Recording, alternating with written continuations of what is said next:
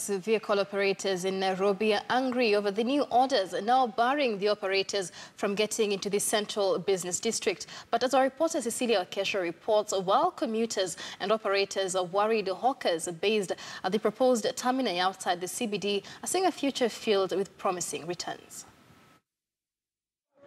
Nairobi's Muthurwa bus terminus. These public service vehicles that ply routes like Shauri Moyo, Kayole and Pipeline have been operating from this area for a decade now, since it's commissioned by former President Mwai Kibaki.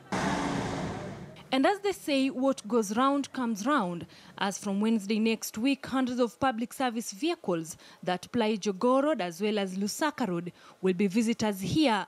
A move aimed at removing some 30,000 public service vehicles in the city if the Gazette Notice 4479 of 12th May 2017 is anything to go by.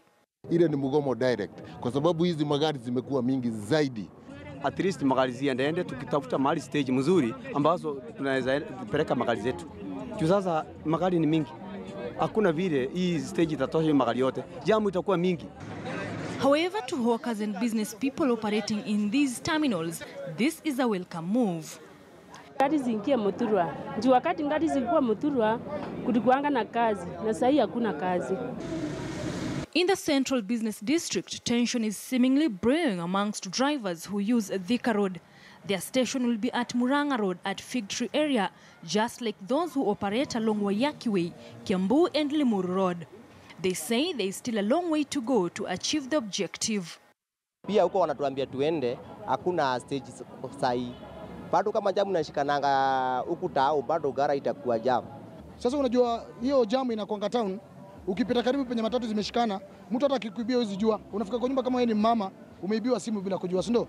Matatu ikitoka tao kutakuwa kusafi, kutukua kama Rwanda. Kama it possible we make it such that Fig Tree kusikwe na jam, so hata tukitembea tao tuko sawa. Matatu owners now vowing to vehemently oppose the plans on grounds that they were not consulted. The Ministry of Transport has already constituted a stakeholders committee, including the Matatu owners, and it is set to oversee this move. Relocating of the PSV vehicle from the CBD is not an overnight thing. You cannot set a program based on 100 days RRI. It won't work because these are dynamic, so large sector that need to be handled very carefully. Hizi gari mingi ni za loan.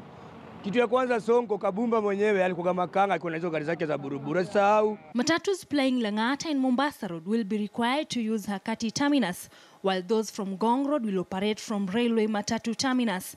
In 2010, the current Nairobi governor, who was then the Makadara Member of Parliament Mike Sonko, hit the headlines when he went on the streets opposing a similar proposal by the Ministry of Transport. Mimi kwa maoni yangu naweza kusema gari sisunguke.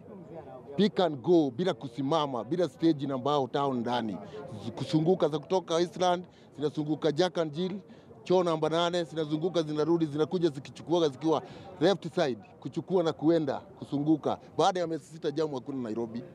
With the majority of stakeholders citing inadequacy in preparedness by both the national and the county government, for Matatu owners, they hold their breath until Monday, when a consultative meeting is set to take place.